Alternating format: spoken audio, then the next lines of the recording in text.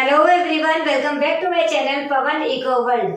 Students, हम कर रहे हैं डिफरेंशिएट की सीरीज और उसमें आज हम करेंगे बहुत ही इंटरेस्टिंग टॉपिक जो कि होने वाला है आपकी unit number 2 money and banking chapter से।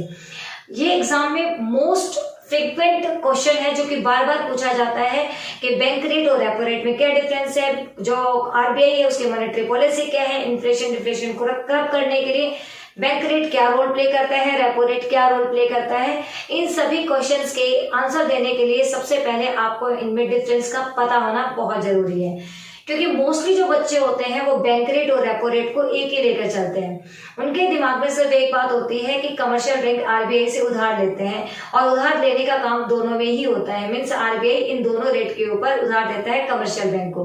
तो सबसे मेन हो जाता है इसका डिफरेंशिएट करना, क्योंकि इसी के बेसिस पे आप सारे क्वेश्चंस के आंसर कर पाएंगे। सो स्टार्ट करते हैं।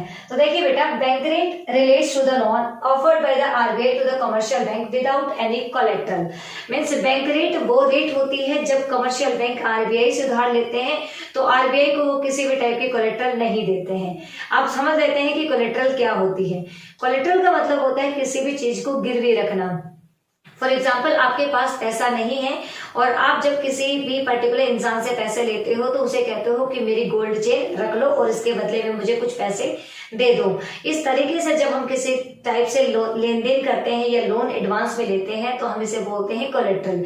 तो जब भी आरबीआई से कमर्शियल बैंक उधार लेता है और उसे किसी भी टाइप की कोलेटरल ना देनी पड़े और आरबीआई उसे लोन दे देता है, उसे हम बोलते हैं बैंक रेट।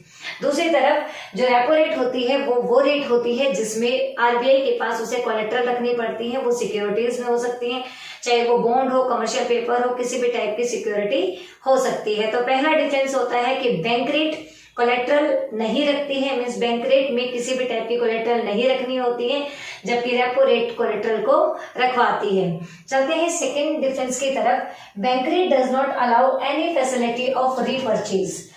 जो बैंक रेट होती है वो किसी भी टाइप की जो रिपर्चेज है वो रेट को नहीं रखती है। क्यों? क्योंकि हमने इसमें कोई कोलेटरल रखी नहीं, तो हमें वापस लेनी ही नहीं है, तो ये एक रिपर्चेज रेट नहीं होती है। जबकि जो रेपो रेट होती है बेसिकली वो एक रिपर्चेज रेट होती है।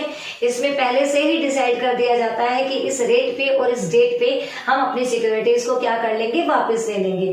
तो बैंक रेट जो है वो रिपर्चेज रेट नहीं होती है, जबकि रेपो रेट होती है वो एक रिपर्चेज रेट होती है। थर्ड जो इसका डिफरेंस है वो क्या बोलता है, bank rate relates to boring.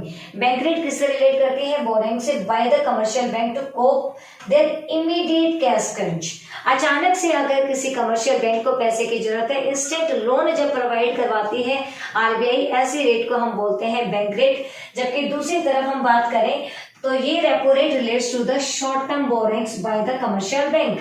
Means ये इंस्टेंट लोन लेने के लिए यूज की जाती है। जब कमर्शियल बैंक आरबीआई से इंस्टेंट लोन लेते हैं तो आरबीआई जो रेट ऑफ इंटरेस्ट चार्ज करती है that is called bank rate. और जब आरबीआई से कमर्शियल बैंक लोन लेते हैं शॉर्ट टाइम पीरियड के लिए, उस टाइम पे आरबीआई जो रेट चार्ज करती है that is called repo rate. तो ये कुछ छोटे छोटे डिफरेंसेस थे जिससे हम ये क्लियर कर सकते हैं कि रेपो रेट और बैंक रेट में क्या डिफरेंस है, क्योंकि ये कॉन्सेप्ट अपने आप में बहुत ही वाइड कॉन्सेप्ट है जो कि एग्जाम के पॉइंट ऑफ व्यू से भी नेसेसरी है। मिलते हैं किसी नेक्स्ट तरीके के डिफरेंशिएट में, तब तक के लिए बाय बाय, टेक केयर।